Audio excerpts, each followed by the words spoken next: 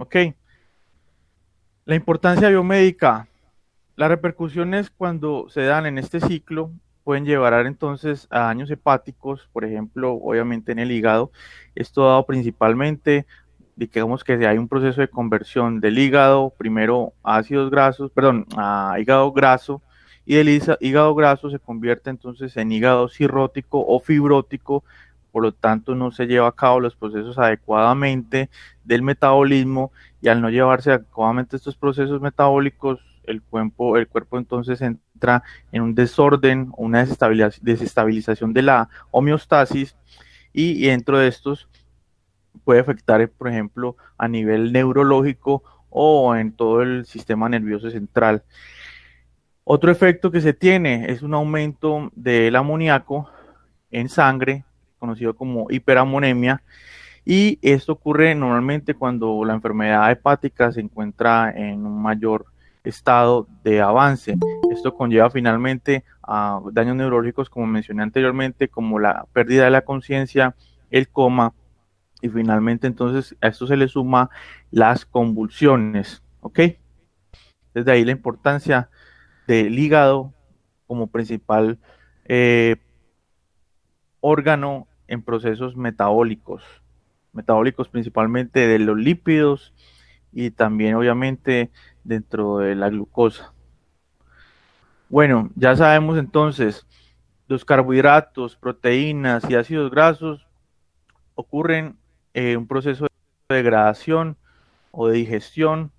Luego ese proceso se conoce como catabolismo, que finalmente todas van a converger en quién, en acetil-CoA.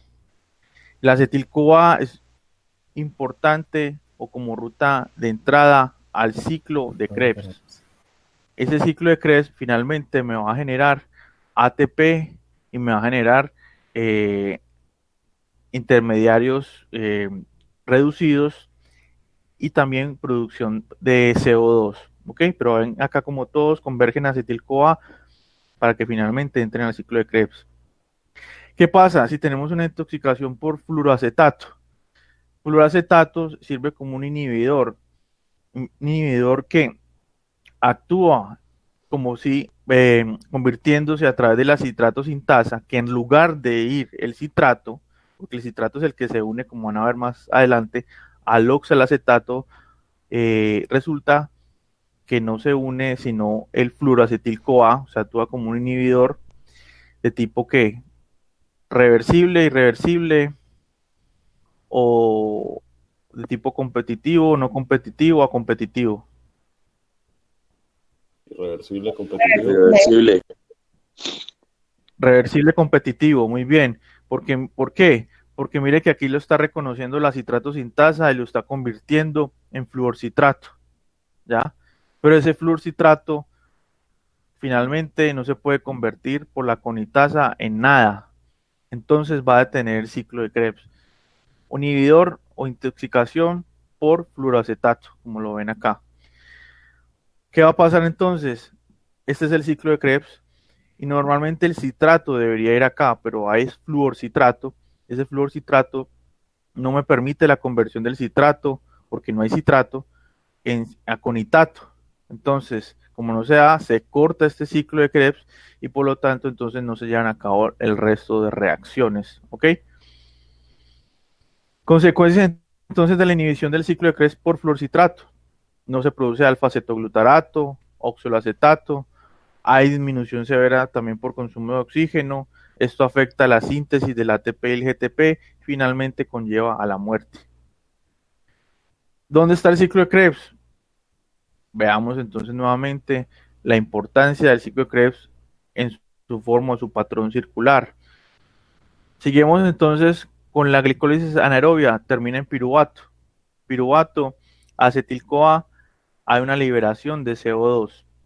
El acetil-CoA va a terminar entonces entrando al ciclo de Krebs, convirtiéndose en citrato. Citrato, isocitrato, alfa-cetoglutarato, succinil-CoA, succinato, fumarato, malato y finalmente oxaloacetato. Y ese oxaloacetato nuevamente se une a acetil-CoA para formar citrato, y eso es por eso es el ciclo. Pero ¿qué pasa en el ciclo? Es lo más importante. En el ciclo se generan moléculas de CO2 y también generan moléculas de ATP, pero lo más importante es que se generan electrones y esos electrones, aquí lo ven, son importantes ¿para qué? Para la cadena transportadora de electrones que se encuentra en la cresta de las mitocondrias, conocido también ese proceso como cadena respiratoria, que va a terminar utilizando esos reducidos es porque tienen el hidrógeno. O sea, si se encuentran el NAD solito con un signo de más, quiere decir que está oxidado, o sea que perdió electrones. Cuando algo está oxidado es que pierde electrones, reducido cuando gana electrones. En este caso, como tienen el H, el FAD también tiene el H, ganan electrones, o sea, se encuentran reducidos. Y esos entran a la cadena respiratoria y en la cadena respiratoria va a haber un intercambio y ese intercambio de electrones con liberación de agua va a generar entonces llegar al proceso de generar más moléculas de ATP en un proceso que genera un gradiente de protones. Ese gradiente de protones va a mover una proteína que es la ATP sintasa y esa proteína me va a generar más moléculas de ATP. O sea que de aquí hasta acá, glicólisis aerobia y con producción de alrededor de 32 moléculas de ATP. ¿Ok?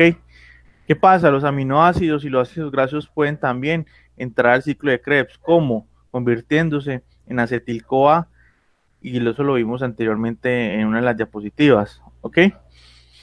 O sea que el acetil-CoA en un proceso, los ácidos grasos y los aminoácidos en un proceso catabólico también pueden entrar en acetil-CoA y llegar hasta acá.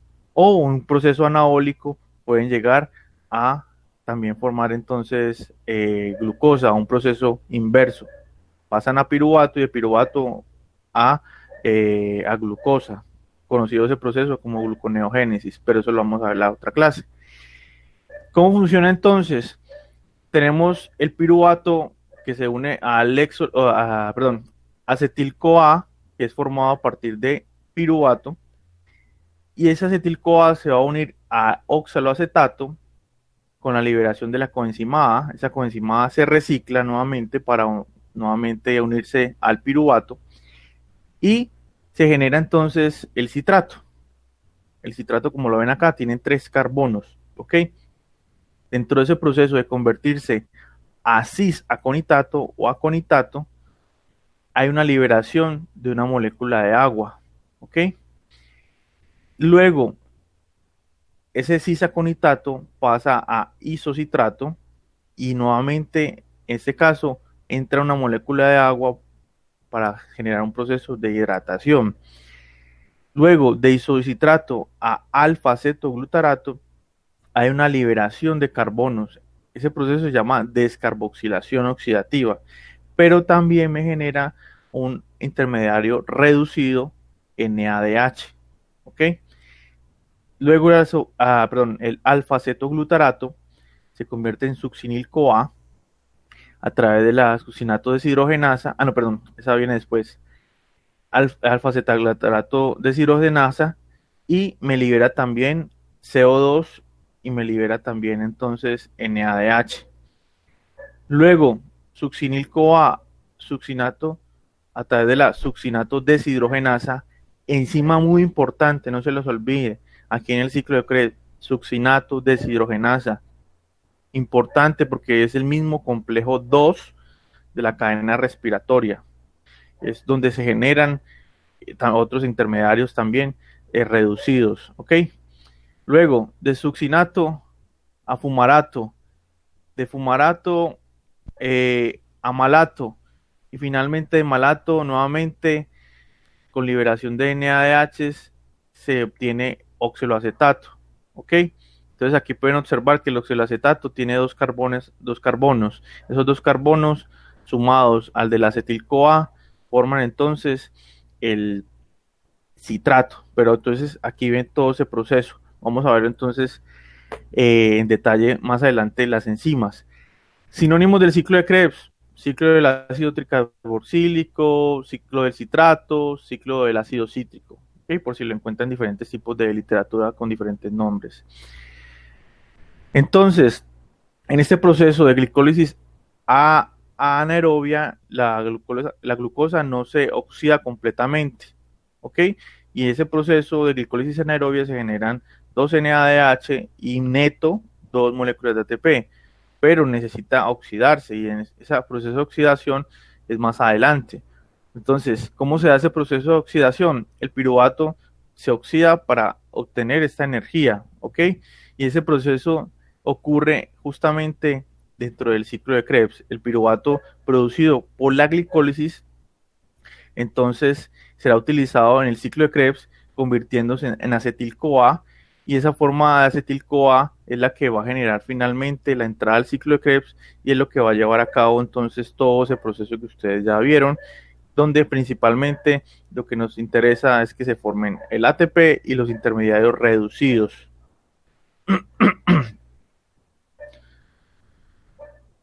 Bueno, ¿cuál es el contexto?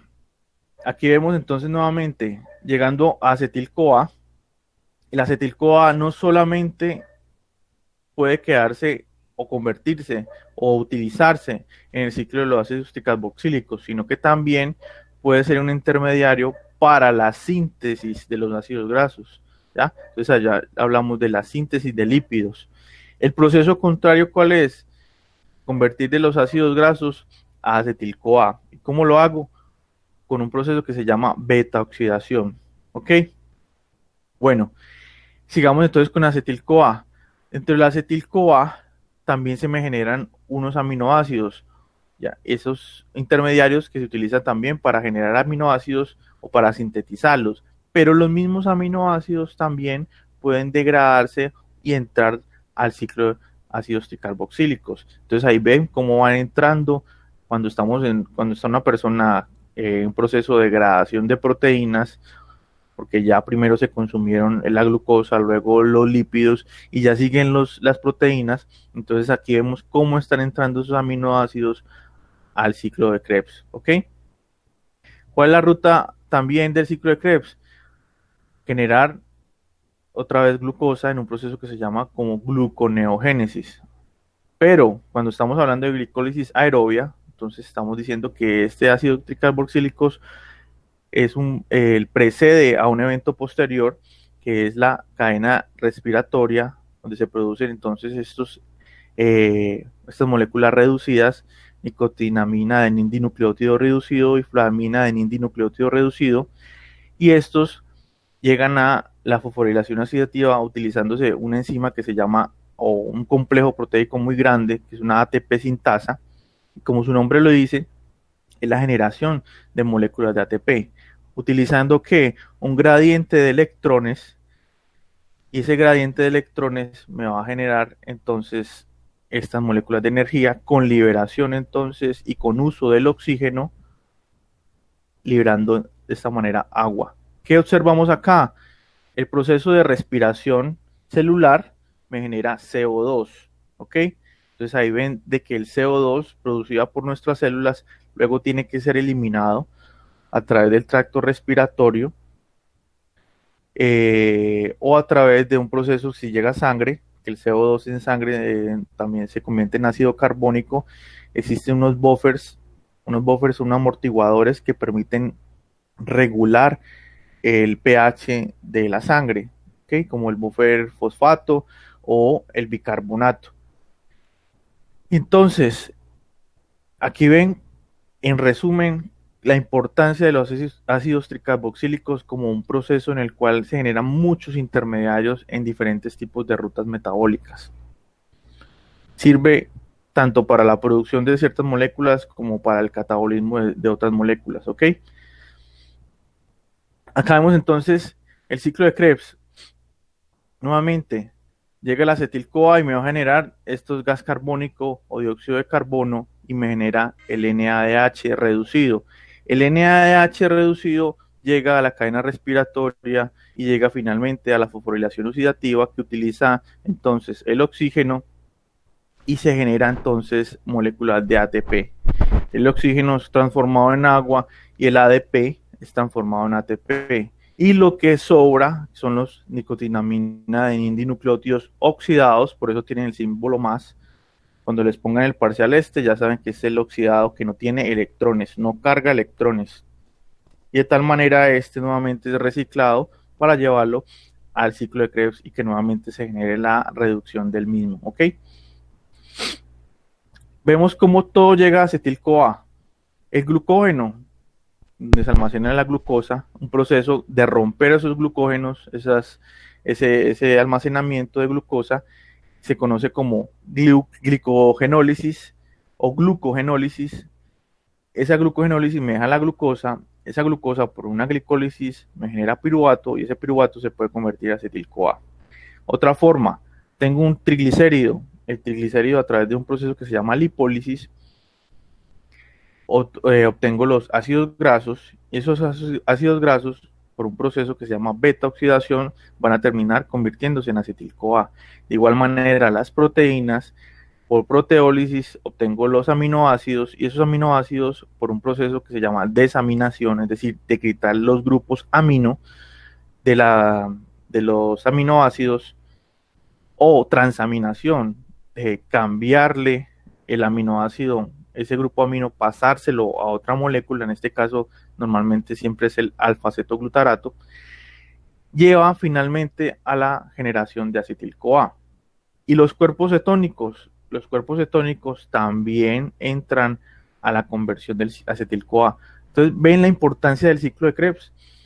Ahí llega todo, es como el centro de acopio, ahí llega todo tipo de metabolismo.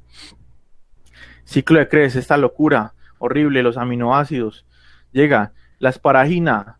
La asparagina tiene un grupo amino diferente del amino normal. Tiene un grupo amino. Ese grupo amino lo pierde por un proceso de desaminación o por un proceso de transaminación y se convierte de asparagina en aspartato. Luego el aspartato se entra al ciclo de Krebs a través de convertirse en oxaloacetato. ¿Okay? Y acuerden que el oxaloacetato se combina con acetil-CoA y acetil-CoA se genera el citrato y así sigue. ¿Okay? Otra forma, la alanina.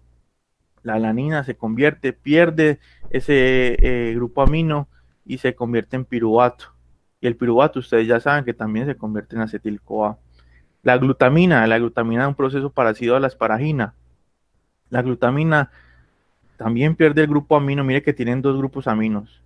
Pierde uno de ellos, mire que ya no tiene acá el glutamato el otro, y de esta manera entonces se genera el alfa-cetoglutarato, ¿ok? Y entra el alfa-cetoglutarato también a una parte del ciclo de Krebs, ¿vale? Oxidación de lípidos, como ya lo vimos, llega el glicerol, que hace parte del glicerol de los triglicéridos, es esta parte de aquí arribita. Aquí son los triglicéridos, los ácidos grasos, y este es el glicerol. Ese glicerol se convierte en gliceraldehído 3-fosfato, y usted sabe dónde entra el gliceraldehído 3-fosfato, ¿cierto? ¿A qué ruta metabólica? ¿El qué? El gliceraldehído 3-fosfato, ¿en qué ruta metabólica entra? La glucólisis, ¿no? En la glucólisis. Y eso normalmente es, ¿en qué fase? ¿La fase 1 o la fase 2 de la glucólisis? Recuerda que de la fase 1 es utilización de energía y la fase 2 es donde se libera o se produce la energía. Eso es al final de la fase 1 cuando se une con la dihidroxiacetona, ¿no? Eso, muy bien, excelente. Entonces ahí entra el glicerol a convertirse en gliceraldehído 3-fosfato y sigue la ruta del piruvato. Otra forma, los ácidos grasos se convierten en acetil-CoA y entran al ciclo de Krebs. Y ya lo dije, lo de los cuerpos cetónicos que también entran al ciclo de Krebs convirtiéndose en acetil-CoA, ¿ok? Entonces ahí ven también cómo funciona la oxidación de los lípidos. ¿Dónde se localiza entonces este sistema? Ese sistema se localiza principalmente en la mitocondria. ¿Y cómo está conformada la mitocondria? La mitocondria tiene una membrana externa y una membrana interna. Esa membrana interna y externa dejan un espacio que es un espacio intermembranoso. En ese espacio intermembranoso es donde van a llevarse también a cabo los procesos de la fosforilación oxidativa. Y principalmente aquí se forman unas crestas, y esas crestas es donde se van a encontrar las proteínas de la cadena respiratoria. El espacio, perdón, lo que hay aquí adentro se conoce como matriz mitocondrial y es donde se lleva a cabo el ciclo de Krebs. ¿Por qué? ¿Dónde es que se da la glicólisis anaerobia? ¿La En el glicólisis dónde se da? citoplasma. En el En el Citosol. citoplasma. Muy citosol. bien. Entonces ya saben que perdón, que el ciclo de Krebs se da en la matriz mitocondrial. Bueno, eso es de lo mismo. Importancia de las mitocondrias en los tejidos. El músculo cardíaco necesita mucha energía para estar en un constante movimiento. Si no, ustedes ya saben lo que pasa. Por tanto, ¿quién provee esa energía? La central energética de la célula. ¿Quién es? Las mitocondrias. Entonces las mitocondrias proveen toda esa energía. Incluso si vemos al espermatozoide, cuando vemos el flagelo está lleno de mitocondrias, porque necesitan mucha energía. Otros tipos de músculos, los músculos también que utilizamos para hacer ejercicio, necesitan mitocondrias, y el aumento de mitocondrias está estimulado entonces también por los procesos de ejercicio a largo plazo. Perdón.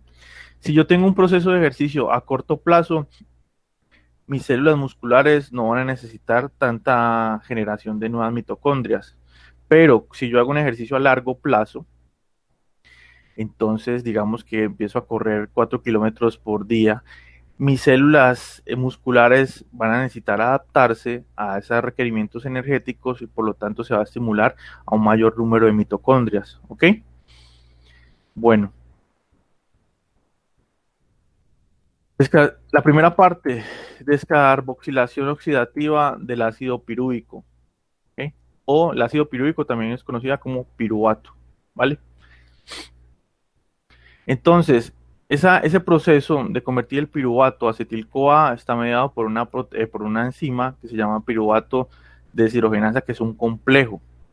Y este proceso es importante porque sirve de puente para la glicólisis con el ciclo de Krebs. Entonces, ese proceso hace que de piruvato se genere acetil-CoA y en ese proceso se libera CO2. ¿Okay? El acetil-CoA entra al ciclo de Krebs y va a terminar siendo oxidado para formar entonces ATP. Oxidado es cuando ya estamos hablando de la fosforilación oxidativa, ¿ok? Proceso final.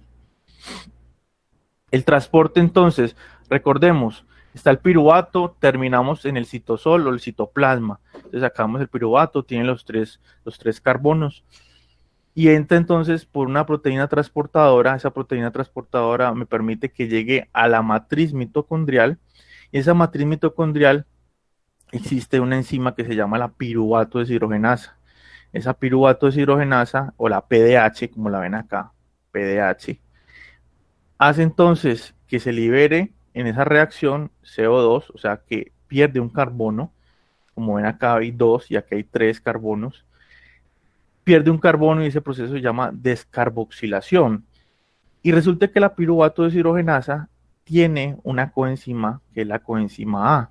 La coenzima A es muy importante para unirse a ese resto de la cadena carbonada que quedó de 2 carbonos, que sería acá. Y me convierte entonces esa molécula de piruvato finalmente en acetil-CoA. ¿Ya? Perdón. En acetil-CoA. ¿Esto dónde se da? Nuevamente lo digo, ya en la matriz mitocondrial. También hay liberación o hay reducción de NADH. ¿Cómo es el complejo entonces de esta piruvato deshidrogenasa? El complejo está dado por 3 enzimas. Pregunta de parcial. ¿Cuáles son las enzimas que hacen parte del complejo de la piruvato deshidrogenasa? La E1, E2 y 3, que son, ¿cómo se llama? La E1, piruvato deshidrogenasa, 2, lipolil transetilasa, 3, lipolil deshidrogenasa. ¿Qué contienen todas ellas? Tienen unos cofactores y tienen coenzimas. Cofactores como la tiamina pirofosfato. ¿La tiamina de qué le suena? Ay, pucha. Un aminoácido, pero No, no tiamina una, no es un aminoácido. no es una base nitrogenada. Una vitamina. Vitamina B1, muy bien. Entonces, también utilizamos flavina de indinucleótido, la coenzima A y la nicotinamina de indinucleótido o NAD y el lipoato. ¿Todo esto para qué? Para que a partir de piruvato pasemos ese piruvato a tener finalmente acetil-CoA. Y también dentro de ese proceso se genere a través de cuál, la enzima E3, a través de la enzima E3 se genere NADH. ¿Ok? Entonces acá vemos el complejo 1 de la enzima de la piruvato deshidrogenasa o la E1, la E2 y la E3. ¿Ok? La E2 me va a generar el acetil-CoA, la E1 me va a utilizar la tiamina pirofosfato y la E3 me va a generar el NADH reducido o el NAD reducido, ¿vale? Complejo de piruvato de hidrogenasa E1, E2, E3, ¿ok? ¿Qué pasa entonces si hay una deficiencia en la ingesta de la vitamina B1? Acuérdense que la vitamina B1 es hidrosoluble, por lo tanto necesitamos estar consumiéndola diariamente. Se sufre un proceso de deficiencia de tiamina pirofosfato y la tiamina pirofosfato es importante para el complejo de piruvato de deshidrogenasa, específicamente la enzima E1. Entonces miren lo que está acá, la tiamina pirofosfato. Si hay una deficiencia, entonces, ¿qué va a pasar? No se va a generar como tal el ácido pirúvico, ¿ya? Entonces no hay un proceso de descarboxilación del ácido pirúvico y esto aumenta entonces la concentración en sangre de piruvato y de ácido láctico, ¿ok? Piruvato, ácido pirúvico y ácido láctico son ácidos, como dice en su nombre, por lo tanto van a entrar en acidemia en la sangre. Regulación entonces de la piruvato deshidrogenasa. Entonces la piruvato de deshidrogenasa sufre una regulación de tipo alostérica y este va a ser de tipo de fosforilación. ¿Se acuerdan ustedes cuando hablaba de la adenilato ciclasa que llegaba el glucagón, un receptor? ¿Sí se acuerdan de eso? En las diapositivas pasadas, que llegaba el glucagón a un receptor de glucagón que activaba la adenilato ciclasa que generaba IPP cíclico. ¿Se acuerdan de eso? Sí. Entonces, ¿se acuerdan que yo les dije, hay unas proteínas, unas enzimas que para activarse necesitan fosforilación, ¿cierto? Necesitan grupo fosfato, ¿ya? Entonces, ¿qué va a pasar aquí? Aquí va a pasar, va a ocurrir es lo contrario, ¿ya? Lo contrario que quiere decir que en este caso la piruvato deshidrogenasa va a estar inactiva cuando se le une un grupo fosfato. Y cuando se le quita el grupo fosfato, por medio de una fosfatasa, se le quita el grupo fosfato, la vamos a encontrar de manera activa. ¿Ok? Funciones del ciclo de Krebs. Importante, oxidar el acetil-CoA, generar CO2, generar agua, también proporcionar electrones para la cadena respiratoria con el NADH y el FADH, generar también indirectamente o directamente, perdón, GTP, también sintetizar otros intermediarios metabólicos para otras rutas, como por ejemplo lípidos o como los aminoácidos. Bueno, aquí ven en contexto general cómo van a generarse otros intermediarios metabólicos utilizándose el ciclo de Krebs. Metabólicos intermediarios para otras rutas. Por ejemplo, necesitamos producir alanina. Alanina es un aminoácido que ya saben que no es esencial. Quiere decir que no es esencial. Que no lo produce Que el no cuerpo. debemos ingestarlo. Que no se debe consumir. Que no lo produce el cuerpo, ¿no? Que lo produce. Que lo produce el cuerpo. Que lo produce el cuerpo. ¿A partir de quién? De piruvato. Ok. Entonces, a partir de piruvato, aquí vemos entonces que el citrato, que hace parte del ciclo de Krebs, puede convertirse en esteroides o en ácidos grasos, o sea, irse al metabolismo de los lípidos, ¿ok? El alfa-cetoglutarato se puede interconvertir por una transaminación en glutamato y a su vez el glutamato convertirse en otros aminoácidos, arginina, prolina, glutamina, ¿ya? O el glutamato también genera entonces unos intermediarios que se van a utilizar para la vía de los síntesis de los ácidos nucleicos a partir de la formación de purinas, ¿ok? Por otro lado, el fosfonilpiruvato. El fosfonilpiruvato puede nuevamente volverse a volver a generar glucosa, o si no, entonces se convierte a otros tipos de aminoácidos, como los que observan acá. El oxaloacetato también puede generar aminoácidos como el aspartato, la asparagina, en un proceso de transaminación, y ese proceso también conlleva a la formación de ácidos nucleicos. Entonces aquí vemos cómo se están generando en un panorama global los tipos de aminoácidos esenciales, perdón, no esenciales que tenemos en nuestro cuerpo. Bueno, vías anapleróticas. ¿Qué es una vía anaplerótica? Son reacciones que apuntan a aumentar la concentración del ácido acetil-CoA. El ácido oxaloacético aumenta cuando la producción de acetil-CoA, entonces se genera a través de todos estos intermediarios. Todos estos son vías anapleróticas.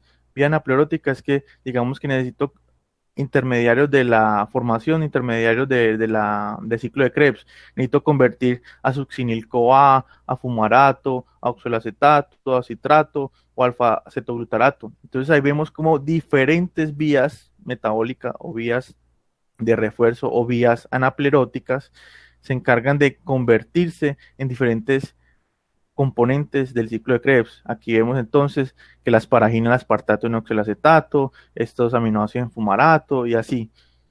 Y podemos hablar también de los ácidos grasos que se convierten entonces en beta-oxidación, en acetil-CoA, los cuerpos cetónicos de acetil-CoA, el glicerol que se convierte en gliceraldehído 3-fosfato, todo eso entonces se convierten en vías alternativas para que puedan generarse los intermediarios metabólicos que hacen parte del ciclo de Krebs. ¿Ok? Vías anapleróticas de reposición. Entonces tenemos principalmente... Uy, me queda un minutico. Bueno, no alcancé. Bueno, muchachos, dejamos esto entonces hasta para la próxima clase. Voy a subir entonces las diapositivas y estamos pendientes de si la otra clase esperamos terminar la parte de metabolismo de la glucosa desde el punto de vista anabólico. ¿Ok? Una pregunta, ¿tú puedes subir el libro, por favor? Usted quedó que habla con Isabela, Gary y yo de... Sí. Pero bueno, dígale que sí, es que el problema mío es que eso tiene problemas de derechos de autor, ¿no? Entonces... Yo les puedo mandar el de Matthew al correo, si quieren. Ok. ¿Y el de Víctor también? Sí, Luis. Sí, por favor. Listo. Muchísimas gracias. ¿De Matthew podemos estudiar? De Matthews y el de, ¿cómo es que se llama este? El de Harper. De Harper. Ese. De Harper. Y el de Boet también. Pues el de Boet casi no lo utilizo, pero también es muy bueno. Ok. Entonces los espero para la próxima clase, ya leíditos, para que nos rinda un poquito más, ¿vale? Vale, profe. Espéreme, no me necesito la foto para el... Listo, ya, muchas gracias. Vale, profe, gracias. Bueno, profe, hasta luego. Bien.